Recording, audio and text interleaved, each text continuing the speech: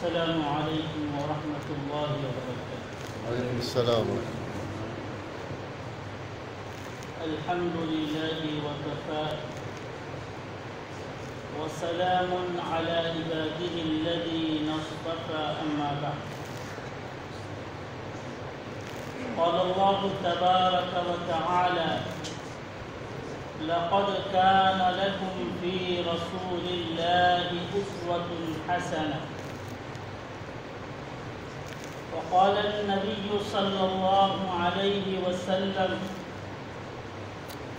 طوبى لعبد جعله الله مفتاحا للخير ومغلاقا للشر، أو كما قال النبي صلى الله عليه وسلم۔ دنیا نے بہت ڈھونڈا محمد کا جواب، دنیا نے بہت ڈھونڈا محمد کا جواب، ثانی تو بڑی چیز ہے سایہ نہ مل سکا۔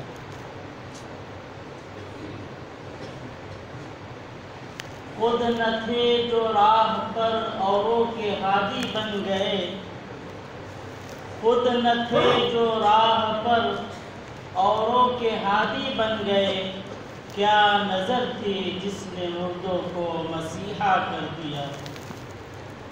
اور کی محمد سے وفا تو نے تو ہم تیرے ہیں، کی محمد سے وفا تو نے تو ہم تیرے ہیں، یہ جہاں کیا چیز ہے لوح و قلم تیرے۔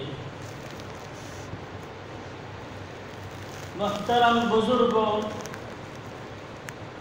عزیز دوستوں اور نوجوانوں، امت مسلمہ کا سب سے اہم اور بنیادی مسئلہ اس کے جینے اور مرنے کا ہے کہ وہ کس طرح جیے اور کس طرح مرے۔ آج نہ اس کے جینے پر کوئی روک ہے اور نہ اس کے مرنے پر کوئی روک ہے۔ وہ ظاہراً اپنے قول و فعل سے اور اپنے عمل سے اس بات کو ظاہر کر رہا ہے کہ زندگی میری ہے، میں جیسے جیوں ویسے جیوں۔ مجھے کوئی کیوں کر کہے کہ مجھے اس طرح جینا چاہیے اور اس طرح مرنا چاہیے۔ زندگی میری ہے تو میں اپنے طرز پر جیوں گا، زندگی میری ہے تو مرنا بھی میرے طرز پر ہو۔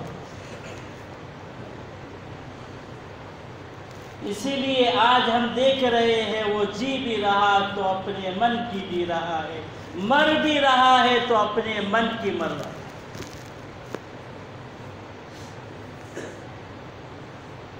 اس لیے کہ اس نے سمجھ ہی یہ لیا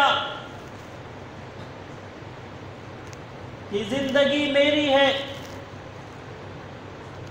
یہ میرا حق ہے، میں اپنا جیوں گا، میں اپنا مروں گا، مجھے کوئی کر کیوں سکھائے کہ میں جیوں کیسا اور مروں کیسا۔ تو امت مسلمہ کا یہ سب سے بڑا مسئلہ ہے کہ اسے جینا کیسا ہے اور اسے مرنا کیسا ہے۔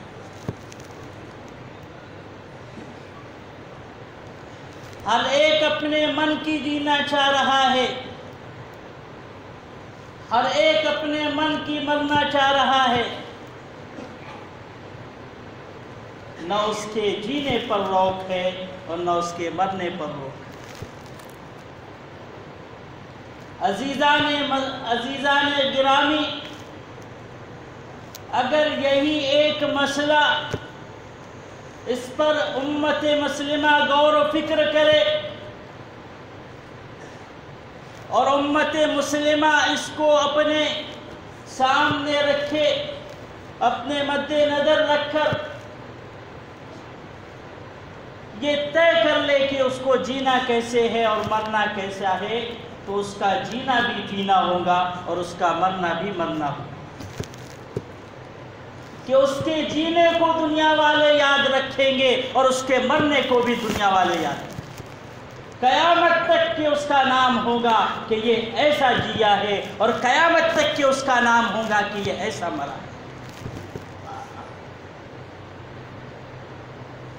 لیکن آج ہم اپنے ہی من کے جینے میں لگے ہیں، اپنے ہی من کے مرنے میں لگے ہیں۔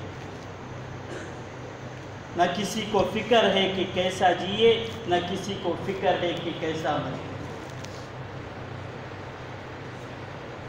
صرف جینے کا مسئلہ نہیں ہے، اس لیے میں بار بار کہہ رہا ہوں کہ مرنے کا بھی آدمی نے پیشہ بنا لیا، کہ وہ مرنا چاہتا ہے تو اپنی من کی مرتا ہے۔ تو عزیزان محترم، اس مسئلے کو کہ ہمیں جینا کیسے ہے اور مرنا کیسے ہے، اس کو مد نظر رکھیں گے، ہماری دنیا اور آخرت کامیاب ہوں گی، اور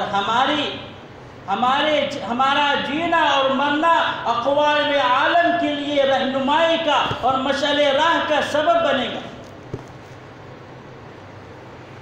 عزیزان محترم، جو آیت مبارکہ میں نے آپ کے سامنے پیش کی ہے، اللہ تعالی نے اس میں گویا کہ ہمارے جینے اور مرنے کا طرز بتلایا ہے، اور ایک سلیقہ دیا ہے، ایک راہ دی ہے کہ جینا ہے تو کیسے جیو اور مرنا ہے تو کیسے مرو۔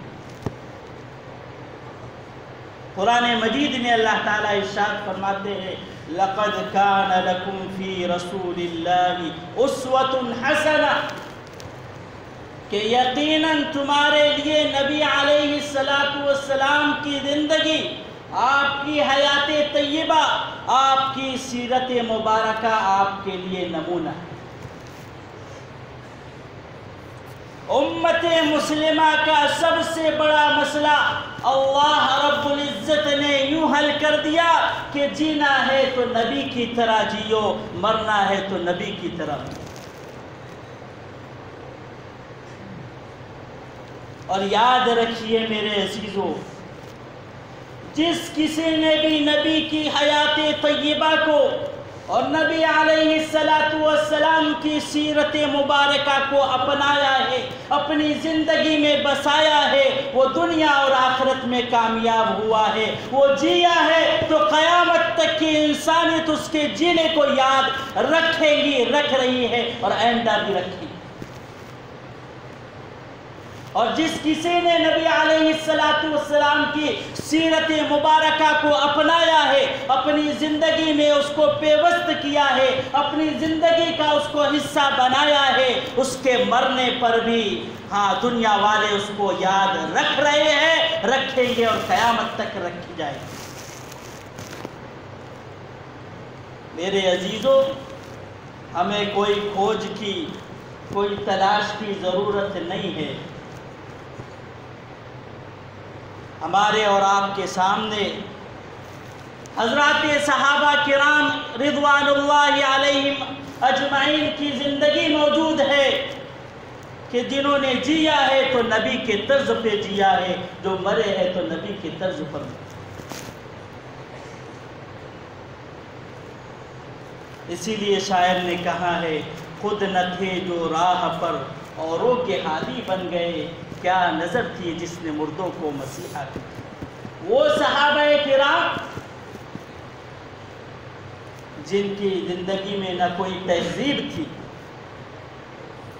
اسلام سے قبل، نبی کی تربیت سے قبل، نبی کی اصلاح سے قبل، اور نبی کا ان کو اپنی دعوت دینا اور ان کا ایمان قبول کرنا، اس سے قبل ان کی حالت کیا تھی، یہ ایک بہت بڑا مسئلہ ہے۔ کہ اگر کسی کا اونٹ کسی کے اونٹ سے پہلے پانی پی لیتا تو برسہا برس جنگ چلا کرتا۔ ایک حرب بسوس کے نام سے جو جنگ ہے، کہ ایک مرغی کسی کے کھیت میں چلی گئی، وہ جنگ 40 سال تک چلی۔ تو تو یہ حالت تھی. لیکن نبی علیہ السلام جب تشریف لائے ہیں اور جب جینے کا سلیقہ سکھایا ہے کہ ایسے جیو اور ایسے مرو، صحابہ کرام نے نبی علیہ السلام کی زندگی کو نمونہ بنایا اور ویسے ہی جی کر اور ویسے ہی مر کر بتلایا. دنیا قیامت تک کے ان افراد کو یاد رکھے. اور صحابہ کرام نے کیسے نبی کی زندگی کو اپنایا، کیسے نبی علیہ السلام کی سیرت کو اپنایا.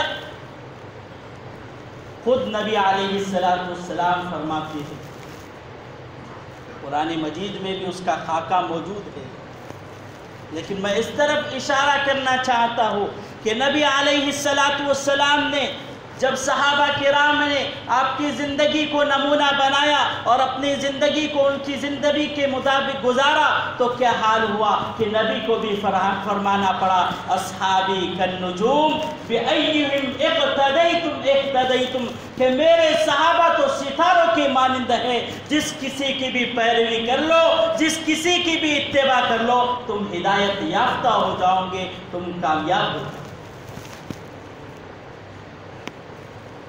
آج بھی ہم اسی نبی کے امتی ہیں، آج بھی ہم اسی کے امتی ہیں، لیکن آج ہمیں کیوں کر جینے اور مرنے کے سلیقہ سے ہم پسے پشت ہو گئے اور اس کی کھوج اور تلاش میں لگ گئے اور یہ سوالیہ نشان بن گیا کہ ہم کیسے جیے اور کیسے مرے. ہم بھی تو اس نبی کے امتی ہیں. تو میرے عزیزو،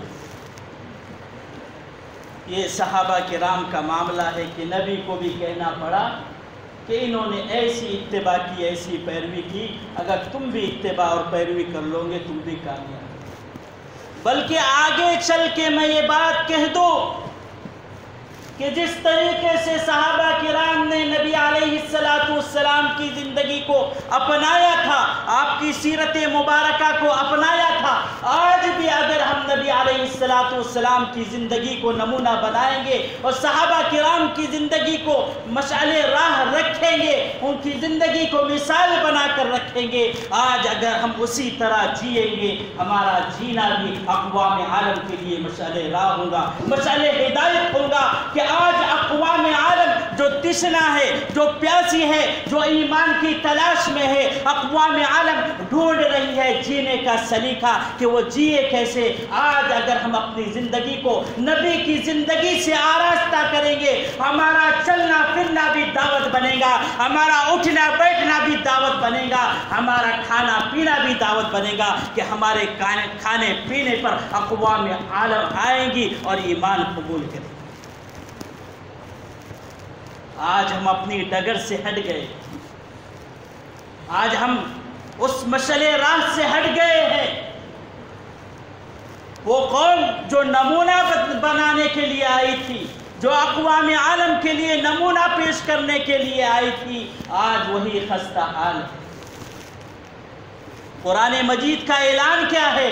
کنتم خیر امہ اخرجت للناس، کنتم خیر امہ اخرجت للناس. نبی علیہ السلام کے ذریعے سے قرآن مجید میں اس بات کا اعلان کر دیا. اللہ تعالیٰ فرماتے ہیں کہ تم بہترین امت ہو. ہمیں اور آپ کو خیر امم کا لقب ملا ہے کہ امتوں میں سب سے بہتر امت. کس وجہ سے؟ کہ نبی کی زندگی کو اپنایا ہے اور نبی کی زندگی کو اپنا کر اقوام عالم کے لیے ہدایت کا ذریعہ بنے. اور یہی وجہ ہے، حدیث مبارکہ میں یہ بات موجود ہے کہ جس طریقے سے جنت میں سب سے پہلے ہمارے اور آپ کے آقا سرور کائنات صلی اللہ علیہ وسلم تشریف لے جائیں گے، اس کے بعد اور انبیاء جائیں گے، ایسے ہی یہ امت سب سے پہلے جنت میں جائیں گی، بعد کی امتیں بعد میں جائیں گی. اور پھر فرمایا کہ 120 قطاریں لگیں گی جنت میں جانے کے لیے. یاد رکھیے کہ میری امت کی اس میں 80 قطاریں ہیں.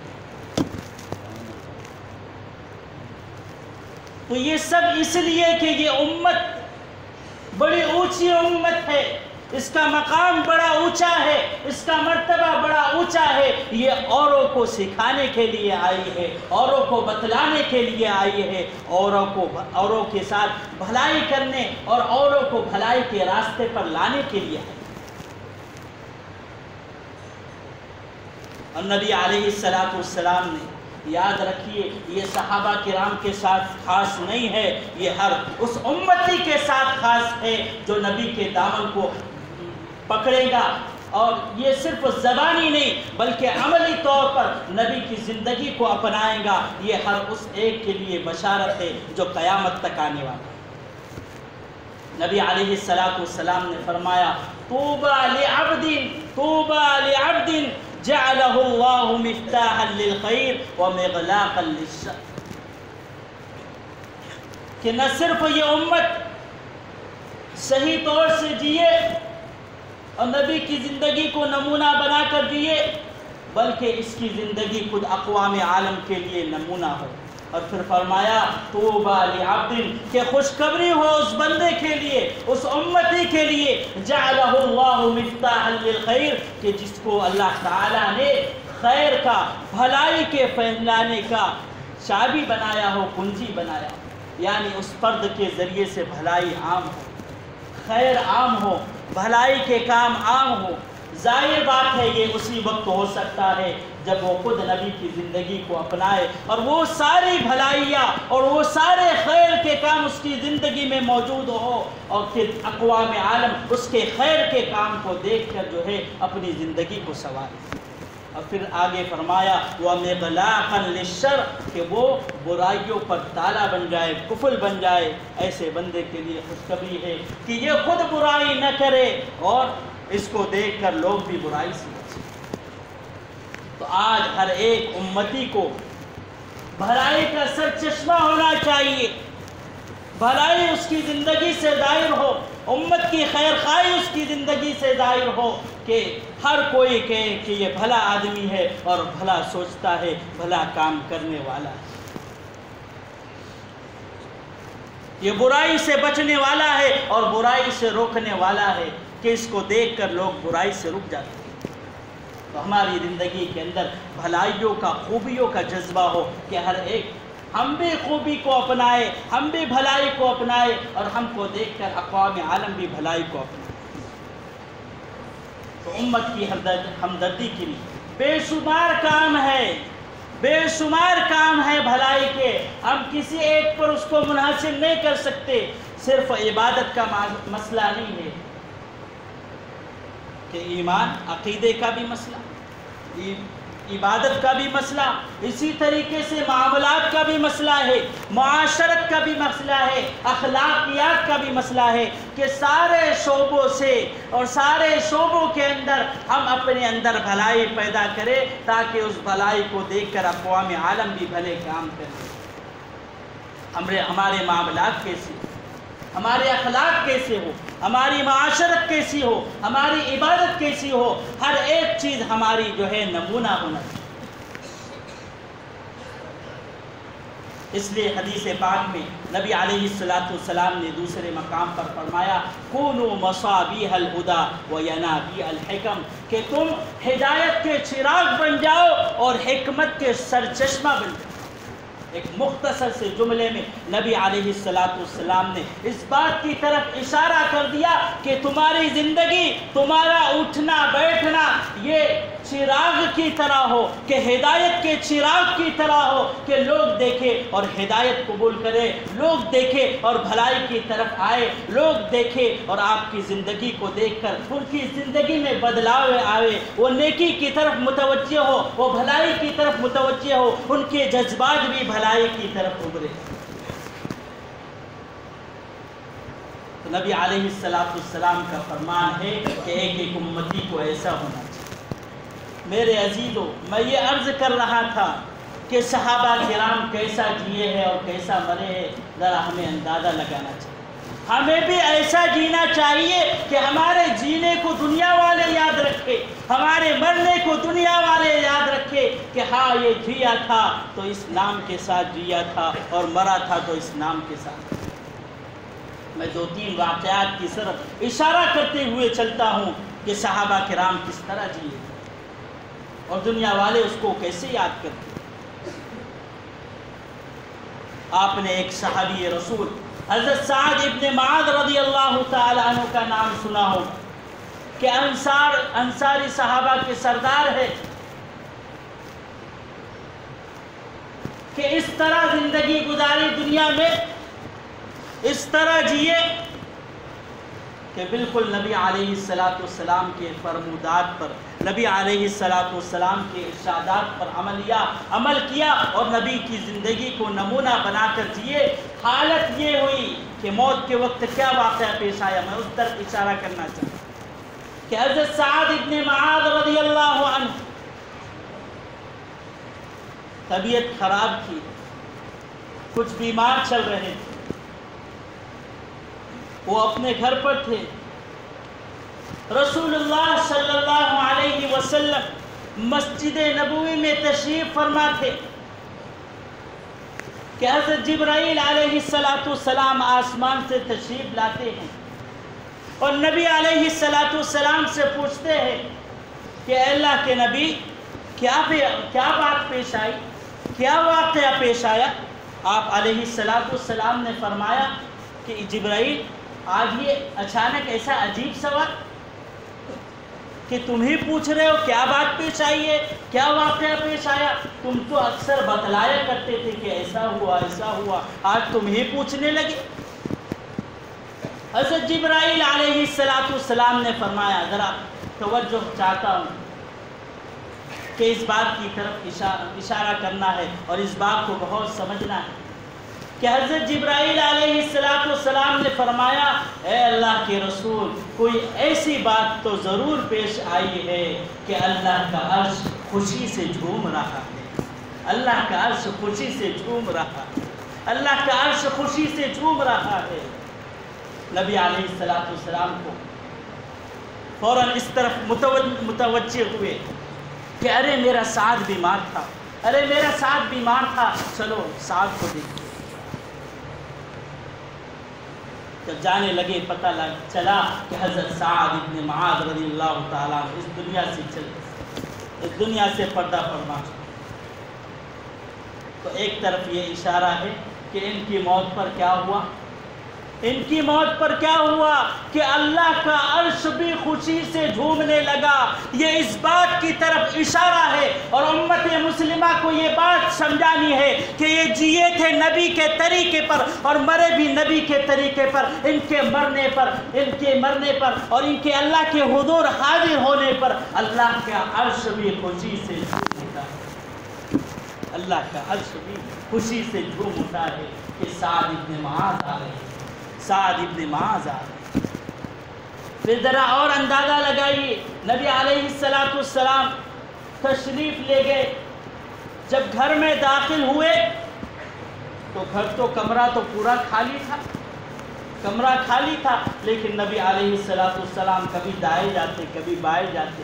جیسے بھیڑ ہونا تو کس طرح آدمی چلتا ہے کہ ایک ٹانگ ادھر رکھی ایک ٹانگ ادھر رکھی، اس طریقے سے چل رہے۔ پھر جا کر حضرت سعد ابن معاذ رضی اللہ تعالیٰ عنہ کے قریب میں بیٹھے بھی اس طرح کہ ایسا معلوم ہوا کہ جگہ بہت کم۔ تو صحابہ کرام پوچھنے لگے، اے اللہ کے نبی، کیا بات ہے کہ آپ آئے بھی تو ٹیڑے آئے، کمرہ تو خالی تھا اور آپ بیٹھے بھی تو اس طرح بیٹھے جیسے بہت بھیڑ ہے۔ نبی علیہ السلام نے صحابہ کی طرف متوجہ ہو کر فرمایا، او صحابہ، تم نہیں جانتے میں جانتا ہوں کہ حضرت سعد ابن معاذ ایسا جیے ہے کہ ان کی موت پر فرشتے اللہ نے بھیجے ہیں اور سارے فرشتے کمرے میں ہیں، اور جس جگہ میں بیٹھا ہوں ایک فرشتے نے اپنے پر کو ہٹایا ہے، اس جگہ پر جا کے میں بیٹھا۔ تو یہ سعد ابن معاذ ہے کہ زندگی ایسی جیے کہ مرنے کے وقت آسمان سے فرشتے آئے۔ اور یہی نہیں، جب جنازہ لے کر جا رہے، سعد ابن معاذ بڑے لمبے تھے اور بڑے ہیوی تھے، وزنی تھے، صحابہ کرام جنازے کو لے کر جا رہے ہیں، تو صحابہ کرام کہنے لگے اللہ کے رسول یہ تو جنازے کا کوئی وزن ہی نہیں، یہ تو وزن معلوم ہی نہیں ہوتا۔ نبی علیہ السلام نے فرمایا صحابہ یہ تمہارے کانوں پر نہیں جا رہے، یہ تو فرشتوں کے کانوں پر۔ تو میرے عزیزوں میں اس طرف بار بار اشارہ کر رہا تھا کہ جینا بھی ایسا ہو اور مرنا بھی ایسا ہو کہ اللہ یاد کرے، اللہ کا عرش خوشی سے جھوم اٹھے اور اللہ کے فرشتے استقبال کے لیے آئے اور آپ کو جنت لے کر چلے۔ ایک اور واقعے کی طرف اشارہ کرتا چلوں کہ صحابہ کرام، ہر صحابی کا معاملہ عجیب ہے، ہر صحابہ کا جینا نبی کے طرز پر ہے۔ صرف میں اشارے کرتا چلوں اس لیے کہ آپ خود صحابہ کرام کی زندگی کا مطالعہ کریں، ہر ایک صحابی کی زندگی کا مطالعہ کریں گے آپ کا ایمان تازہ ہوگا، آپ کا ایمان تازہ ہوگا، آپ کے لیے مشعل راہ ہوگا ایک ایک صحابی۔ حضرت معاویہ ابن معاویہ لیثی رضی اللہ تعالی غزوہ تبوک میں ہے، نبی علیہ السلام مسجد نبوی میں تشریف فرما ہے، حضرت جبرائیل علیہ السلام آسمان سے تشریف لاتے ہیں، نبی علیہ السلام سے سلام دعا ملاقات ہوتی ہے، نبی علیہ السلام فرماتے ہیں اے جبرائیل آج تو بڑا عجیب واقعہ پیش آیا، جو سمجھ میں نہیں آیا کہ کیا واقعہ ہے، اس کو پوچھنے کی ضرورت محسوس ہوئی۔ تو آپ علیہ السلام نے حضرت جبرائیل علیہ السلام سے پوچھا کہ اے جبرائیل جب سورج نکلا تو میں نے دیکھا کہ وہ بڑا منور تھا، بڑا روشن تھا، کہ عام دنوں کی طرح سورج نہیں تھا بلکہ اس کی روشنی اور اس کا منور ہونا اور اس کا روشن ہونا یہ تو بہت ہی عمدہ تھا کہ ساری دنیا جو ہے اس نور سے منور ہو چکی تھی۔ آخر کیا بات؟ حضرت جبرائیل علیہ السلام نے فرمایا کہ غزوہ تبوک کے مقام پر معاویہ ابن معاویہ لیثی رضی اللہ تعالیٰ عنہ اس دنیا سے چل بسے اور ان کے استقبال کے لیے اللہ تعالیٰ نے فرشتوں کی 2 قطار کو بھیجا ہے جو سورج کی طرح نکلنے کی طرح نکلے جس کا نور ہی۔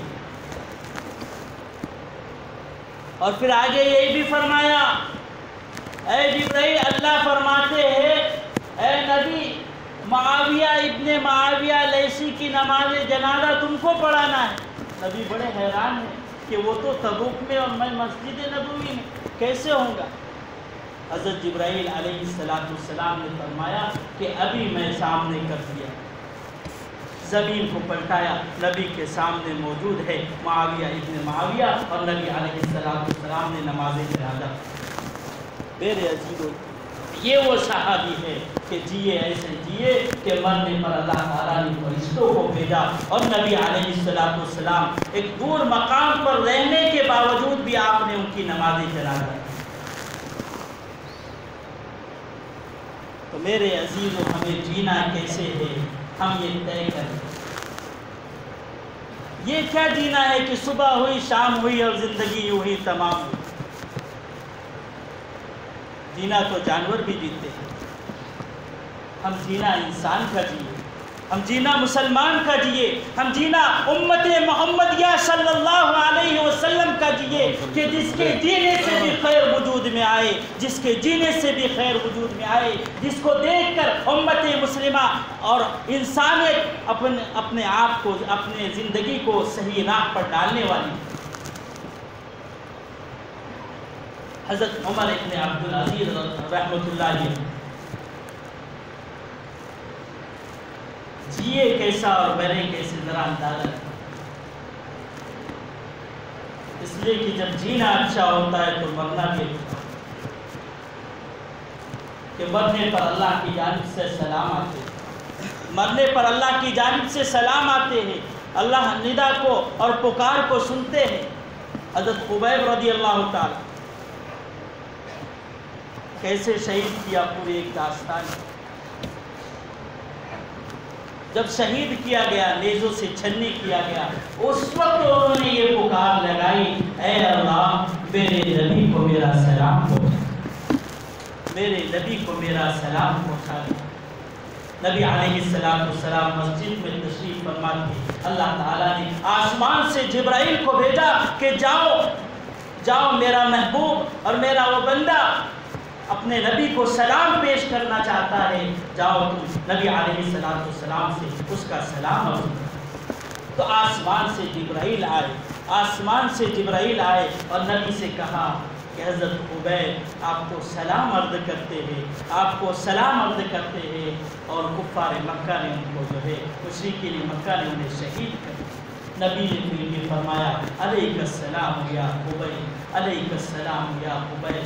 یہ کیسا نظام ہے کہ اللہ تعالیٰ نے ایک صحابی جو جیے نبی کے طریقے پر اور مرے نبی کا امتی بن کر اور نبی کی زندگی کو اپنی زندگی میں نمونہ بنایا، تو اللہ تعالیٰ نے موت کے وقت آسمان سے سلام، اللہ کا بھی سلام آ رہا ہے اور نبی کا بھی سلام آ رہا ہے۔ یہ سوچنے کی ضرورت ہے، یہ سمجھنے کی ضرورت ہے کہ یہ کیسی زندگی تھی اور کیسا جینا تھا کہ آج بھی دنیا والے اس کو یاد رکھ رہے ہیں، اور قیامت تک کی انسانیت ان واقعات کو یاد رکھیں گی کہ صحابی ایسا جیے تھے، اور ان کے جینے کو بھی اللہ نے محفوظ فرما لیا اور ان کے مرنے کو بھی اللہ نے محفوظ فرما لیا، اور آسمان سے فرشتے اترے ہیں،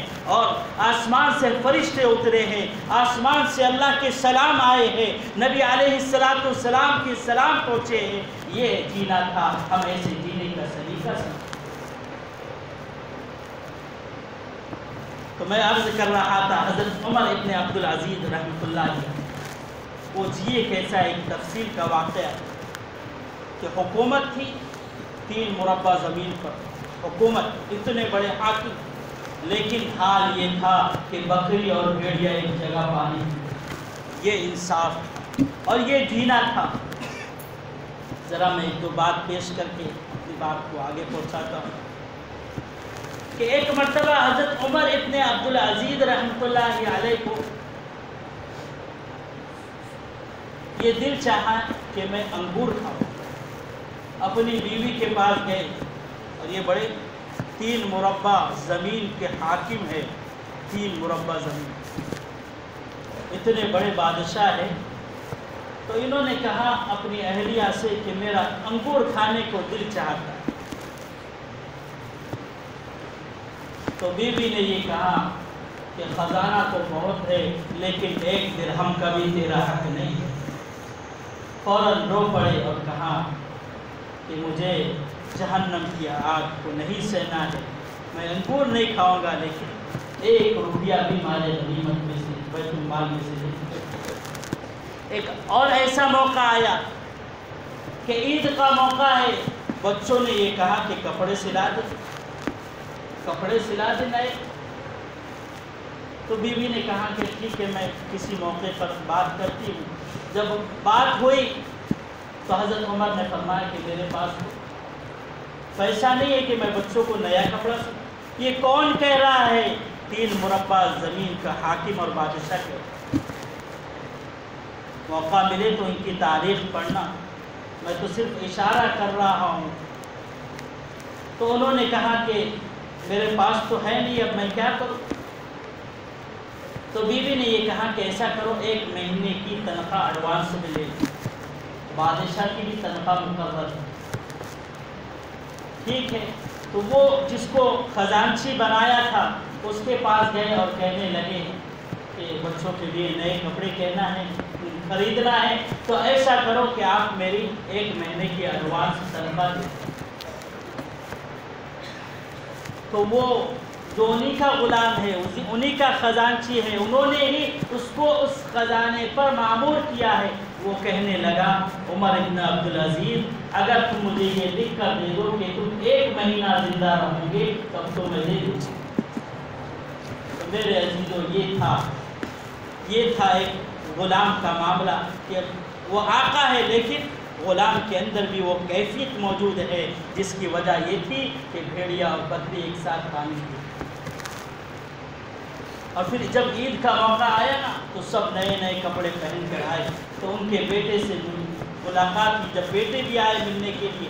عید کا دن چونکہ خلیفہ نماز پڑھایا کرتے تھے، نماز کے بعد اور بنو امیہ کے سب بڑی بڑی پوشاک پہن کر آ رہے ہیں، انہوں نے دیکھا کہ اپنے بیٹے تو وہی پرانے کپڑوں میں، تو آنسو آ گئے، تو بیٹوں سے کہنے لگے کہ تمہیں تو افسوس ہوگا اور تمہیں تو اپنے باپ سے بڑا گلہ ہوگا کہ نئے کپڑے نہیں پہنایا۔ لیکن وہ بیٹے بھی ایسے تھے کہ بیٹا عبدالملک کہنے لگا، ابو جان ہمیں تو تم پر فخر ہے، ہمیں تو تم پر فخر ہے، اور ہم شان سے یہ کہہ سکتے ہیں کہ آپ نے بیت المال میں 1 درہم کی بھی جو ہے خیانت نہیں کی ہے۔ ہمارا سر تو فخر سے اٹھ چکا ہے اور ہماری شان تو بڑی ہو چکی ہے، یہ ہمارے لیے فخر کی بات۔ ایک موقع ایسا آیا کہ گھر میں تشریف لے گئے تو بیٹیوں نے منہ پر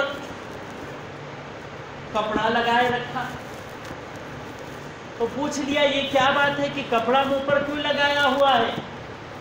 تو کہنے لگے، خادمہ کہنے لگی رو کر کہ آج تمہاری بیٹیوں کے یہاں سالن نہیں ہے، روٹی اور پیاز کھائی ہے، اس کی بدبو آ رہی ہے جس کی وجہ سے کپڑا۔ تو یہ ایسے حاکم تھے، ایسے معاملات تھے۔ میں اسی طرف اشارہ کرنا چاہتا ہوں کہ جب ان کے معاملات ایسے تھے، ان کی زندگی ایسی تھی، تو اقوام عالم پر اس کا اثر پڑتا تھا اور سب ایمان میں داخل ہوتے تھے۔ آج بھی ضرورت اس بات کی ہے کہ ہم ایسا جئے اور نبی علیہ السلام کی زندگی کو ایسا نمونہ بنائے کہ ہماری زندگی بھی اقوام عالم کے لیے نمونہ بنے۔ تو حضرت عمر ابن عبدالعزیز رحمۃ اللہ علیہ کے انتقال جب ہو گیا اور جنازہ جب قبر کے پاس رکھا گیا تو ایک ہوا چلی اور ایک پرچہ آیا، اس پر لکھا ہوا تھا براءۃ من اللہ لعمر بن عبدالعزیز من النار، کہ برات ہو یعنی خوشخبری ہو، نجات ہو عمر ابن عبدالعزیز کے لیے جہنم کی آگ سے۔ تو اللہ تعالیٰ نے یہ انتظام فرمایا کہ موت کے بعد یہ پرچہ آیا اور اسی وقت ساری انسانیت کو معلوم ہو گیا کہ یہ جیے تھے نبی کی طرز پر، مرے تھے نبی کی طرز پر۔ اللہ نے دنیا میں ہی پروانہ دے دیا، ایک چٹھی کے ذریعے سے، ایک لفافے کے ذریعے سے۔ تو بہرحال خلاصہ یہی ہے کہ ہمیں جو ہے اس بات کو سوچنا ہے کہ ہم جیے کیسا، ہم ایک اپنے جینے کا سلیقہ بنا لیں کہ کیسا جیے، ہمارا جینا جو ہے خیر کا ذریعہ ہو، بھلائی کا ذریعہ ہو، ایسا ہی نہیں کہ جیے اور صبح ہوئی شام ہوئی اور زندگی ہوئی تمام ہو گئی، بلکہ ہمارا جینے کا مقصد ہو اور ہمارے جینے سے امت کو فائدہ ہو۔ ایسی کوشش کرنا چاہیے، کچھ ایسے کام کر کے گزریے کہ دنیا والے یاد رکھے اور اللہ کی جانب سے سلام آوے، رسول کی جانب سے سلام آوے۔ اللہ تعالی ہمیں اور آپ کو عمل کرنے کی توفیق نصیب فرمائے۔ وآخر دعوانا